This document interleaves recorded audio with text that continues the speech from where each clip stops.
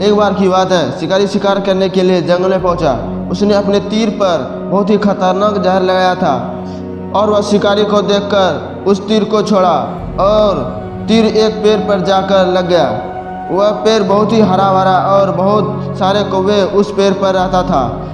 जैसा ही वह जहरीला तीर वह पेड़ पर जाकर लगता है तो वह पेड़ धीरे धीरे सूखने लगता है और उस पेड़ पर जो भी कौवे रहता था वह एक एक करके उस पेड़ को छोड़कर जाने लगता है। उस बड़े से पेड़ के छोर पर एक बहुत बूढ़ा कौवा रहता था जो बहुत ही धनात्मक और अच्छे मन का था। सभी कौवा पेड़ को छोड़कर जाने लगे तो वह बूढ़ा कौवा रोज जाता था और दाना लेकर आता था और उसी छोर में आकर बैठ जाता, लेकिन वह उस पेड़ को छोड़ने की तैयारी में नहीं था। बूढ़े कौवे के साथियों ने कई बार आकर उसे समझाया कि यह पेड़ सूख रहा है और किसी दिन भी गिर जाएगा, चलो किसी और पेड़ पर चलकर रहेंगे, परंतु वह बूढ़ा कौवा जाने के लिए तैयार नहीं है। तभी यह बात देवराज इंद्र तक पहुंची।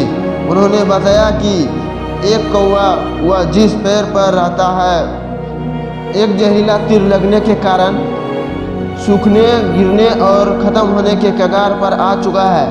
वहाँ एक बूढ़ा कौवा अभी तक वहीं पर रह रहा है, वहाँ दाना लेकर आता है और वहीं पर रहता है, जबकि उस जंगल में बहुत सारे पेड़ हैं, लेकिन वह उसी पेड़ पर रहता है।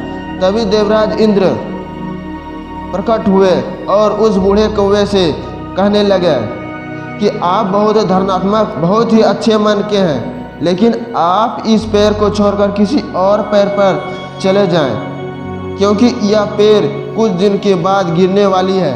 तालाब के पास बड़े बड़े हरे भरे पेड़ हैं, उस पेड़ पर फल भी लगे होंगे और उसे वहीं पर तोड़कर खा भी सकते हैं, परंतु यहाँ से आप चले जाएं। कौवा बोला, माफ़ कीजिए, इस पेड़ में मुझे जन्म दिया है, शिकारियों से मेरी रक्षा की है, हर मौसम में मेरा साथ दिया है, यह पेड़ मेरा घर है, यहाँ मैं पला बड़ा हूँ, लेकिन मैं इस पेड़ को छोड़कर कैसे जा सकता हूँ?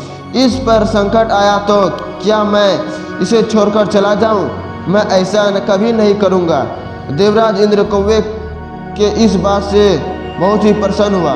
कौवा से कहा, मैं आपकी बात से बहुत ही खुश हुआ, मांगो जो मांग सकते हो। उस बूढ़े कौवे ने कहा, मुझे बस इतना मांगना है कि जिस पेड़ ने मुझे जन्म दिया, जहाँ मैं रहा पला बड़ा, जिसे आप मेरी जन्मभूमि भी कह सकते हैं, हाँ, आप इसे फिर से पहले के जैसा हरा भरा कर दें। देवराज इंद्र ने अमृत से पहले के जैसा हरा भरा कर दिया। अब वापस से उस पेड़ पर आकर बाकी कौवे बैठने लगा। वह बूढ़ा कौवा कुछ समय तक और जिंदा रहा, फिर उसकी मृत्यु हो गई और वह स्वर्ग में चला गया। लेकिन यह कहानी से हमें सीखने को मिलता है कि जबकि किसी इंसान का बुरा दौर आता है तो अंदर से बहुत टूट जाता है, उसे किसी की सहारे की ज़रूरत नहीं होती है, किसी की आवश्यकता होती है।